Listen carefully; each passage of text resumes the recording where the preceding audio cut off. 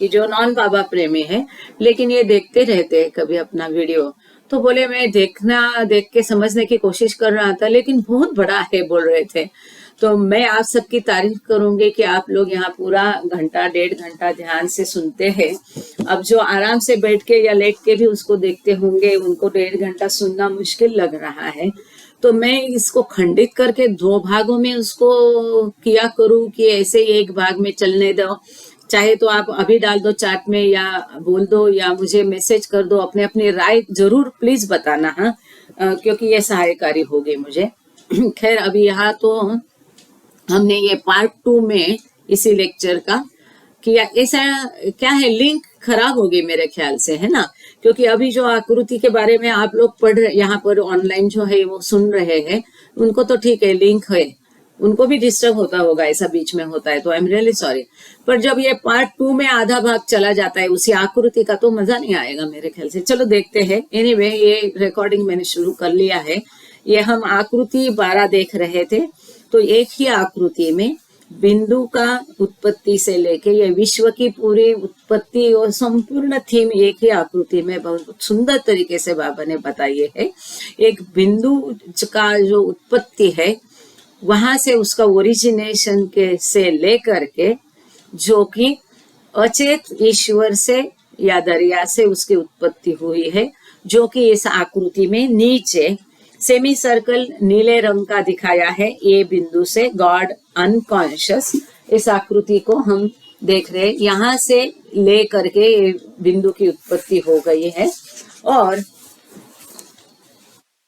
इस अचेत ईश्वर से लेकर के फिर ये जो उत्क्रांति के सारे जगत जो है, किंगडम्स, मतलब पाषाण जगत, पशु जगत, वनस्पति जगत, धातु जगत, ऐसे, तो ये सारे जगत से उत्क्रांति हो करके इसकी जो यात्रा है, ये बी, सी और डी, जो ये कलरफुल सर्कल के सामने जो 3 लाइनें दिखाई है, इनमें से इसका प्रवास हो करके ये मनुष्य के रूप में आता है, जहां पर उसका पुनर्जन्म होता है, रीइंकर्नेशन होता है, ये भी दिखाया है। और ये रीइंकर्नेशन, पुनर्जन्म मनुष्य के रूप में होकर के जो 7 नंबर में दिखाया है, इसमें से वापस वो जो अंतर्वर्ती प्रवास है आत्मा का, जिसको इवोल्यूशन, इनहोल्यूशन बहुत सुंदर शब्द है इंग्लिश में, तो ये इनहोल्यूशन की यात्रा जो है, ये भी इसमें दिखाई है, जो कि चढ़ाव है। और इसको डी और ई में इसको दर्शाया है। और ये जो है, ये सप्त भूमिका में से इस चढ़ाव से जो उल्टा मार्ग बताया है, ये चढ़ाव के मार्ग से असेंडिंग और डिसेंडिंग, ईश्वर साक्षात्कार, जो कि वापस वहां पर ओम पॉइंट बाबा ने दिया है, क्योंकि वहां पर ईश्वर का जानते में क्रिएटर, प्रिजर्वर एंड डिस्ट्रॉयर, ऐसे त्रिगुणात्मक ईश्वर वहां पर कार्यरत होता है, इसलिए वहां पर ओम पॉइंट वहां पर भी दिखाया। ये इस आकृति की ये खासियत है। और ये जो है ओम पॉइंट, तो वो ऊपर जो ई बताया है, नीला आधा सर्कल, उसमें दिखाया है ईश्वर साक्षात्कार। और इतना ही नहीं, तो वास्तव में ये आकृति, ये जो फर्क है, जो ईश्वर साक्षात्कारी जो मजहूब है, जो ईश्वर साक्षात्कारी है लेकिन इस विश्व के लिए अचेत है, ये अवस्था हो गई ई, मतलब मजहूब। इसमें और एफ में भी ये फर्क करता है, जो कि सद्गुरु अवस्था है, जो कि ज्ञान होते हुए भी विश्व का भी भान रखते हैं, इस विश्व का भी उनको के बारे में भी वो सचेत रहते हैं, और ज्ञान भी उसे प्राप्त है। ऐसे मजहूब और सद्गुरु को भी इसी आकृति में डिफरेंशिएट किया है, उनका फर्क भी इस आकृति में बताया है। अत्यंत सुंदर आकृति है, एडिटर्स ने भी बहुत सुंदर उसको दिखाया है। ज्यादा उन्होंने कोई चेंजेस किए नहीं है, जैसा बाबा ने यहाँ बताया था ओरिजिनल डायरी में, ठीक ये रहा ओरिजिनल डायरी का पन्ना, मैं आपको दिखा रही हूँ यहाँ पर। और ये बाबा ने दिया हुआ और इन्होंने एडिटर ने बिल्कुल वैसा कि वैसा अपना कलरफुल तरीके से अच्छे से इसको किया है। ये विश्व की निर्मित की थीम की, डिवाइन थीम की पूरी इसमें आ गई है कहानी एक आकृति। इसको बार बार देखो, समझो तो यस, ये जो डायरी का पन्ना है ये भी आपको दिखा रही है केत की। आप इसको पढ़ने की यदि कोशिश करते हो तो शायद कुछ कुछ लेटर्स मुझे लगते हैं, कुछ नहीं लगते हैं। फॉर नॉलेज, न्यास, लेफ्ट क्या ना है, नॉलेज,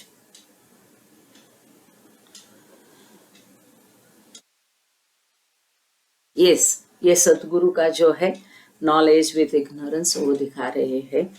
ये थोड़ा सा फर्क वहां पर है, एंड इग्नोरेंस पाथ यहाँ पर उन्होंने ऐड किया है जो इस आकृति में, इस ओरिजिनल इसमें नहीं दिया गया है।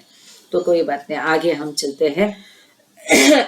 फिगर 12 हम समझ रहे हैं जो एडिटर ने इसके बारे में लिखा है। तो ये बहुत सुंदर आकृति है, सब कुछ इसमें दर्शाया है। द 3 पैरेलल लाइन्स, अब इस आकृति की ये जो 3 पैरेलल लाइन हमने नीचे देखी है जो वायर जैसी गोला गोला गोला होके गई है, इसके बारे में यहाँ पर एडिटर बता रहे हैं। The 3 parallel lines in mid diagram, ये बिल्कुल आकृति के मध्य में ये है, show the evolutionary movement in different aspects.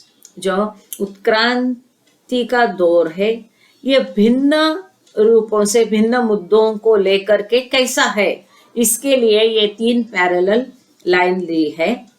B representing the evolution of form.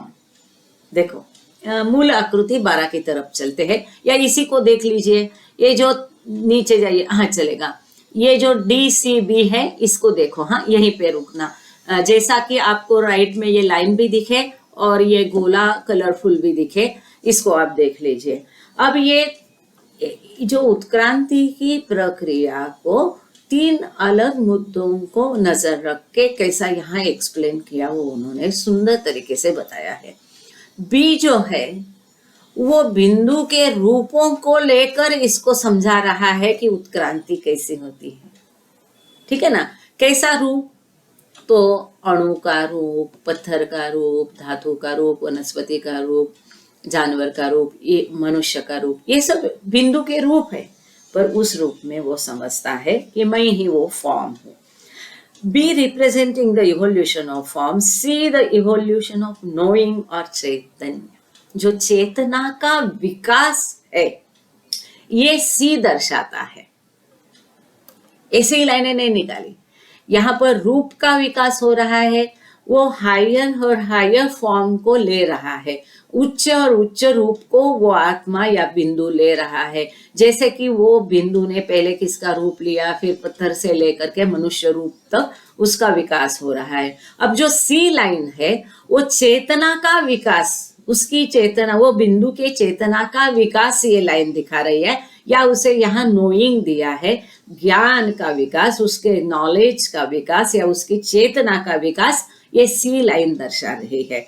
And the the unchangingness of the soul, आत्मा। इतना ब्यूटीफुल, इतना सुंदर है बाबा ने ये यहाँ पर दर्शाया है। ये जो डी है ये क्या बता रहा है कि आत्मा बदलता नहीं है, यह आत्मा का न बदलने वाला जो रूप है, जो वैशिष्ट्य है, ये जो आत्मा के बारे में एक पूरा लेक्चर हमने देखा है एवरीथिंग एंड नथिंग में, जो कभी बदलती नहीं है, जो कभी खंडित होती नहीं है, जो कभी खत्म होती नहीं है, जो भी परमात्मा के एट्रीब्यूट्स है वो सभी आत्मा के एट्रीब्यूट्स हैं, क्योंकि वो आत्मा परमात्मा का ही भाग है। जैसे यहाँ हम उदाहरण के माध्यम से बाबा ने समझाया कि दरिया का ही भाग बिंदु है, तो ये बिंदु मतलब आत्मा है। वो कैसा अनचेंजिंग है, उसमें कोई बदलाव नहीं होता है। बदलाव किसमें होता है? रूपों में बदलाव होता है, उसके नॉलेज में, नोइंग में, उसकी चैतन्य में बदलाव होता है। आत्मा में कोई बदलाव नहीं होता है। आत्मा वही था, वही है, वही रहेगा। विकास होता है उसके रूपों का। क्यों होता है, वो अलग अलग रूप क्यों लेता है? अधिक उच्च चेतना प्राप्त करने के लिए उसे अधिक उच्च अच्छे रूप की, फॉर्म की, माध्यम की जरूरत होती है। इसलिए वो अलग माध्यम, अलग रूप चूज करता है, लेता है। जैसे कि जानवर से फिर वो इंसान बनता है, इंसान में वो अलग अलग रूप लेता है ताकि उसके चेतना का पूरा अच्छे से विकास हो। और यही चेतना का विकास बी लाइन में दिखाया है, और सॉरी सी लाइन में दिखाया है। और डी लाइन में ये दर्शाया है कि आत्मा में कोई बदल होता नहीं, आत्मा वैसा ही रहता है, अखंड है, न बदलने वाला है। ये आत्मा अनचेंजिंग सोल का ये जो प्रवास है, ये पूरी उत्क्रांति होती है, वो उसके चैतन्य के विकास के लिए होती है। वो जो ये पॉइंट है अचेत भगवान, उसको चेतना होने के लिए ये सब विकास है। बदलाव आत्मा में नहीं है और आत्मा में बदलाव नहीं है। ये भी इसी आकृति में बाबा ने डी लाइन के माध्यम से दर्शाया है। The the unchangingness of the soul और आत्मा, this distinction between the form, the knowing and the atma, ये जो फर्क है उसका रूप या माध्यम, जिसे हम बाबा ने गॉड स्पीक्स में कहा है, he takes the medium, he chooses the medium, है ना। ये शरीर एक माध्यम है ईश्वर साक्षात्कार प्राप्त करने का, इससे अधिक कुछ नहीं है। इस महान वास्तव को कम से कम हमें रोज 100 बार अपने आप को बताएंगे तब कुछ तो हो जाएगा। हाँ, बोलते रहने का, तब ये माया जाल से निकलने में हमारी मदद ईश्वर करेगा। तो ये जो माध्यम, ये जो फर्क है, ये रूप या माध्यम, फॉर्म, द नोइंग मतलब ज्ञात होता रहता है उसको, मैं आत्मा, मैं अब वनस्पति हूँ, अब जानवर हूँ, मैं अब इंसान बन गया, ये जिसका चेतना का चेतना है।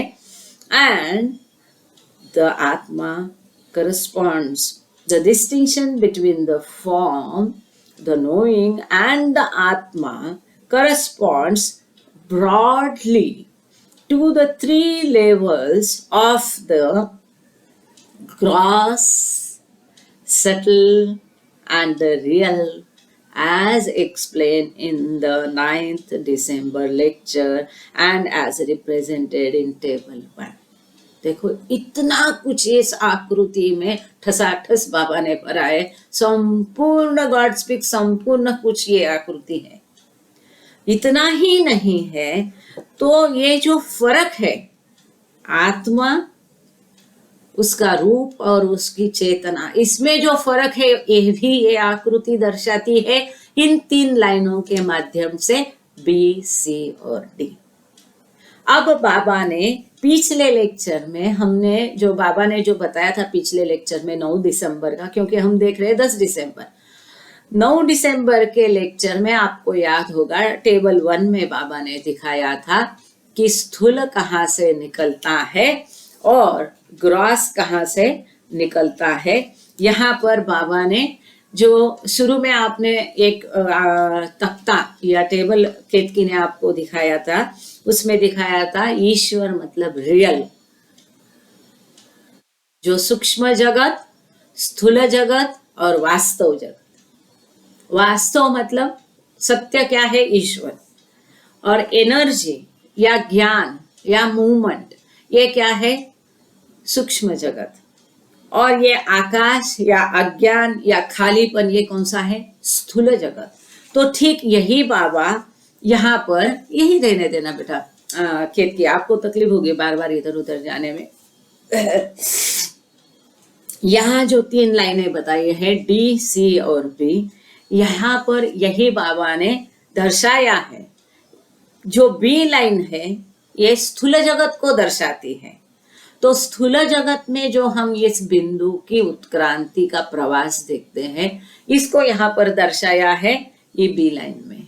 ये सी लाइन है, ये चेतना का विकास या सूक्ष्म जगत का विकास दर्शाती है, ये सी लाइन दर्शाती है सूक्ष्म जगत का विकास, और ये डी लाइन दर्शाती है रियल, वास्तव वर्ड, आत्मा। आत्मा क्या है? वास्तव में परमात्मा है, ईश्वर है, उसी को ये डी लाइन दर्शाती है।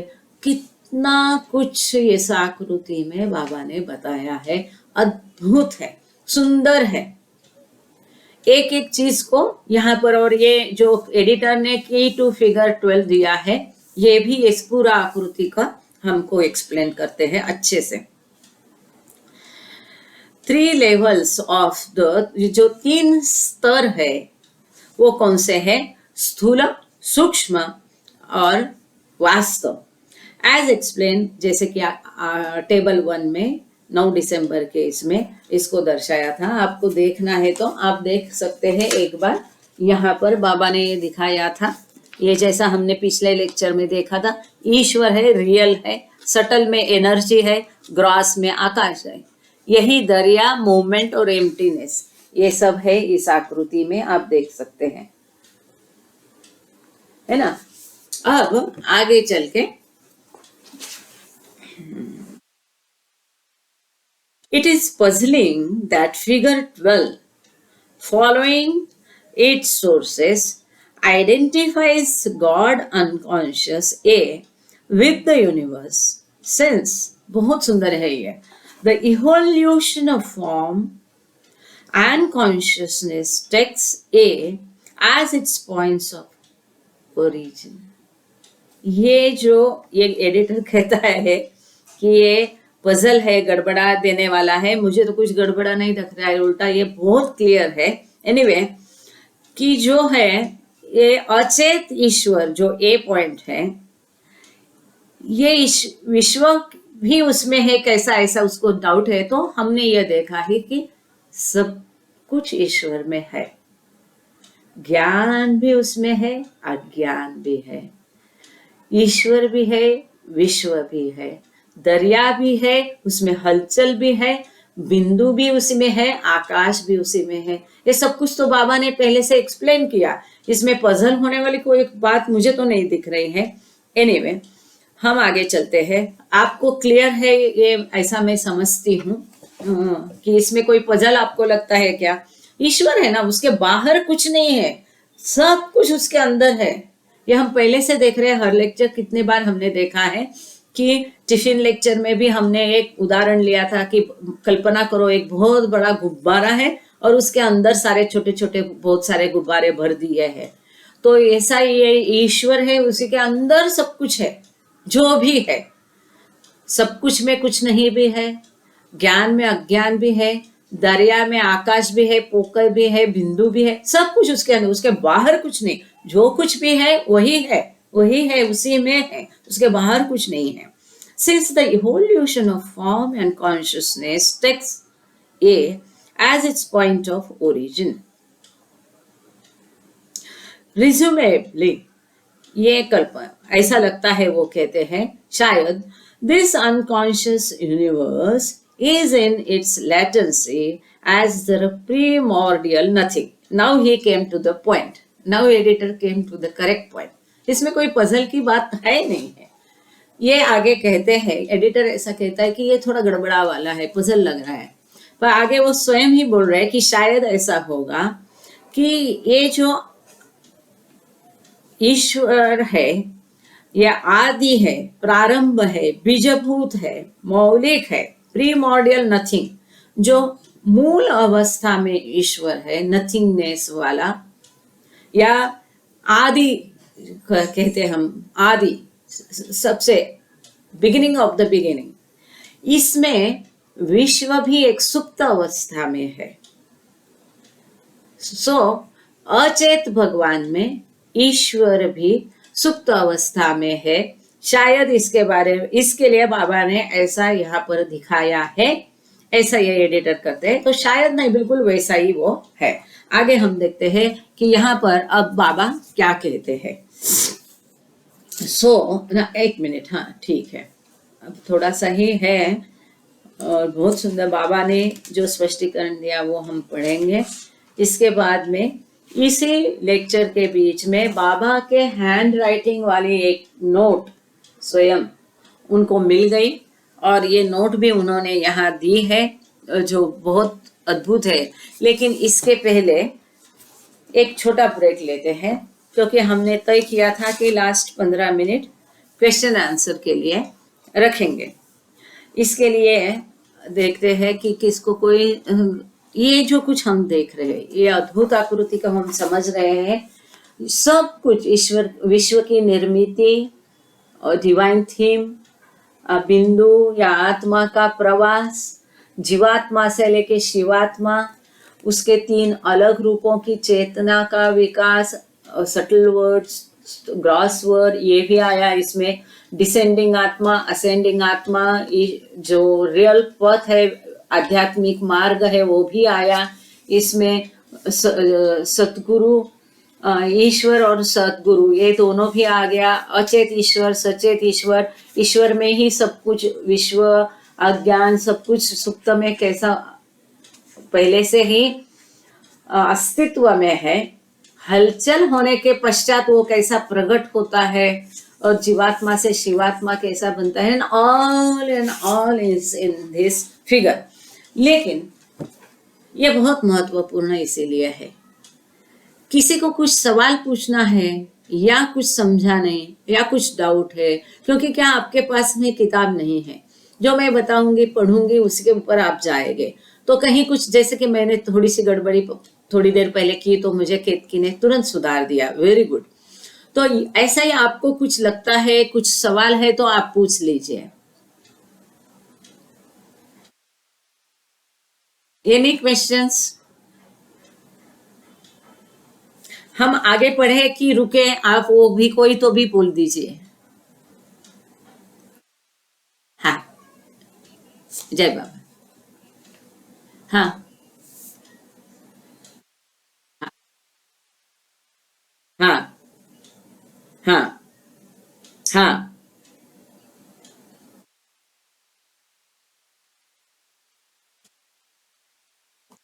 एक मिनट। हाँ हाँ, बीच के कुछ शब्द गए। हाँ, मैं तो knowing and आत्मा, तो are these stages? वो नहीं समझा मुझे। am I clear? मैं ऑडिबल हूँ क्या? हाँ, मेरे बीच में आपका गया। ऑडिबल हूँ क्या मैं? हाँ नहीं, एक बार आपका सवाल रिपीट करेगी केतकी जी प्लीज। हाँ जी। हाँ हाँ हाँ, ये most finite form, हाँ knowing and आत्मा, हाँ there are 3 stages given। तो just I wanted to ask कि यहाँ तो ये जो BCD जीवात्मा के 3 स्टेजेस दिए हैं, हाँ जी। the background of flag and all, तो BCD are these related to most finite आत्मा, knowing and आत्मा? बिल्कुल बिल्कुल, वेरी गुड। केतकी जी ने एक थैंक यू, जय बाबा। बहुत अच्छा सवाल केतकी ने किया और मैं उसको दोष नहीं दूंगी क्योंकि वो बेचारे एक तरफ वो स्क्रीन प्रेजेंटेशन भी चलता है, वो लोगों को एंट्री भी देना है, तो बीच में थोड़ी देर के लिए उनका लेफ्ट हो गया था, उसमें गया होगा। बिल्कुल केतकी जी, इसके ये जो है उन्होंने क्या बताया, ये B, C और D, ठीक है ना। तो बी जो है, ये जो बिंदु निकला या जीवात्मा, उसका जो रूप है, जो माध्यम है, जो शरीर है, जो फॉर्म है, उसकी उत्क्रांति कैसे होती है, वो ये बी लाइन दर्शाती है।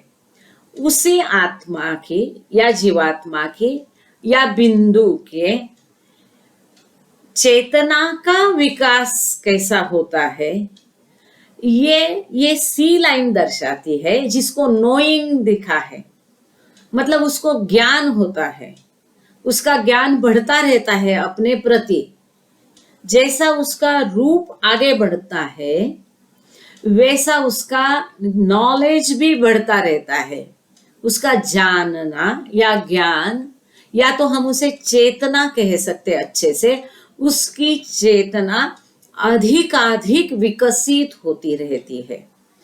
अब यही एक ही आत्मा के बारे में या जीवात्मा के बारे में, या अच्छे से कहे तो एक ही बिंदु के बारे में, उसका उत्क्रांति स्थूल रूप की सूक्ष्म शरीर की और मनो शरीर की कैसे होती रहती है, ये तीनों लाइन बताती है एक ही बिंदु के बारे में, या तो जो कि एप्लीकेबल है सभी के लिए है। ये जो फर्स्ट लाइन है जहां आत्मा लिखा है, ये आत्मा का वो रूप दर्शाता है जो कभी बदलता नहीं है, जो आत्मा कभी बदलती नहीं है, कभी खत्म होती नहीं है, कभी विभाजित की जा सकती नहीं। इट्स अनब्रेकेबल, अविभाज्य है, डिवाइड नहीं किया जा सकता है। उसके रूप बदलते हैं छोटे से लेके बड़ा, उसकी चेतना विकसित होती है छोटे से लेके अधिकाधिक। चेतना का विकास होता है, उसके रूप का विकास होता है, परंतु आत्मा नहीं बदलती है। इस पूरी उत्क्रांति के दौरान आत्मा में कोई भी बदलाव नहीं आता है, ना ही आत्मा संस्कार जो है वो भी आत्मा नहीं है, वो अलग आगे है। जो भी संस्कार जमा होते हैं वो मनो शरीर में जमा इकट्ठे होते हैं, आत्मा उससे अलग है। ना ही आत्मा कभी गिरती है ना ही ऊपर जाती है, भले चौथी भूमिका से वो नीचे आ जाए, आत्मा जहां वह है अनचेंजिंग। तो ये अत्यंत महत्वपूर्ण है। जो डी लाइन उन्होंने दर्शाई है वो आत्मा का अनचेंजिंग, बदलाव नहीं होने वाला आत्मा, कि आत्मा में कभी कोई बदलाव नहीं आता है, वो वैसा ही रहता है, वो वास्तव है। ये तीसरी लाइन डी लाइन दर्शाती है। और वही बिंदु मतलब आत्मा कभी बदलता नहीं, वही बिंदु मतलब आत्मा उसकी चेतना कैसे बदलती रहती है, अधिकाधिक विकसित होती रहती है, ये सी लाइन दर्शाती है। और चेतना मतलब सटल वर्ड, सूक्ष्म शरीर उसका कैसे कैसे विकसित होता रहता है। और ये बी लाइन मतलब ग्रॉस वर्ड, स्थूल जगत। तो ये स्थूल जगत में उसके हायर उच्चतम रूप या माध्यम वो कैसे लेता है ताकि उसकी चेतना के विकास के लिए यह उपयुक्त हो।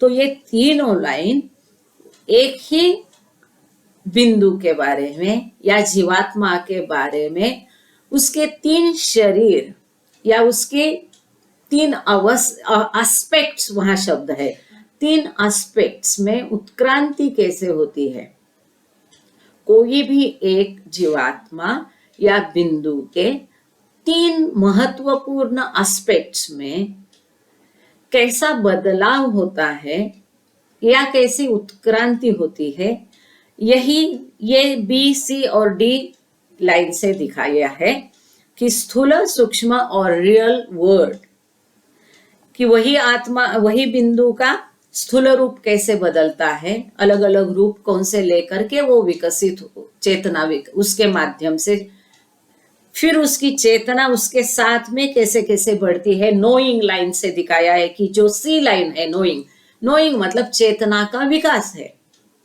उसको ज्ञान कैसा बढ़ता रहता है। जैसा हमने देखा है कि कीड़े में थोड़ा बहुत इंस्टिंक्ट आता है, वनस्पति में आता है कि वो जहाँ पानी है वहां उसके जो रूट्स है अंदर जाके पानी को खाद को ढूंढ के वो खाते पीते हैं।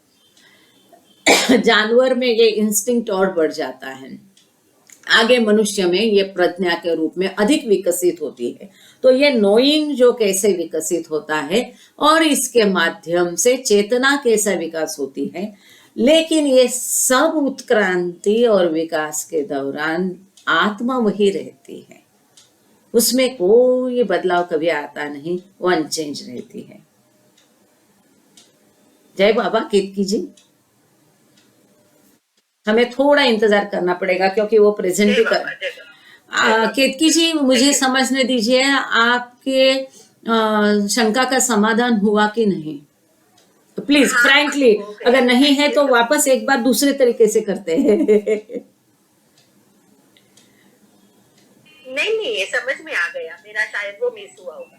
हाँ, आपका मिस हुआ, आप तभी लेफ्ट हुए थे क्योंकि कुछ दिखाने के चक्कर में आपका वो लेफ्ट हुआ, मिस हुआ। वो महत्वपूर्ण इसमें दिया है की टू फिगर 12 में। और आगे हम है ना, आज हम थोड़ा यहाँ रुक जाते हैं। आगे क्या करेंगे हम, कोई छोड़ना नहीं, ग्रुप थोड़ी देर सुन लीजिए प्लीज, धीरज इतनी देर रखा, थोड़ी 5-10 मिनट और। आगे के लेक्चर में हम वापस इस आकृति के बारे में एक बार देखेंगे क्योंकि ये महत्वपूर्ण है। और इसके ऊपर बाबा ने जो भाष्य किया है, बाबा के स्वयं के शब्द बहुत कम है, 2 पैराग्राफ है, लेकिन बाबा ने जो एक्सप्लेन किया, आज हम रुकते हैं यहाँ पर। इसके ऊपर आप सभी लोग, मेरा आग्रह रहेगा, चिंतन करो, मनन करो, इस आकृति को वापस देखो। आपके कुछ डाउट्स है तो लिख के रखो डायरी में। और आगे जब हम अगली गुरुवार में मिलेंगे थर्सडे को, तब हम बाबा के शब्दों में इस आकृति का स्पष्टीकरण पढ़ेंगे, तब वो आई एम श्योर ये और भी क्लियर हो जाएगा आपको। और आज जो आपके को होस्ट को प्रेयर दीजिए और आप आरती कर दीजिए। आपका सबका बहुत आभार, थैंक यू बाबा। आप सब लोग जुड़ते हैं इसलिए हमारा प्रोत्साहन बना रहता है। और केट की लिंक लेती है श्वेतांबरी मेहरा, उसको मदद करती रहती है, वो भी दोनों को होस्ट है। तो मैं आज केतकी को बोलती हूँ कि ये थोड़ा ड्रिल करे। प्रेयर किसी को बोल दीजिए और आरती आप कर लीजिए। अवतार मेहर बाबा की जय। Thank you Baba, thank you all, जय बाबा। कौन कह रहा करता है प्रेयर? थोड़ा मेरा तबीयत भी गड़बड़ है, बुखार, गला।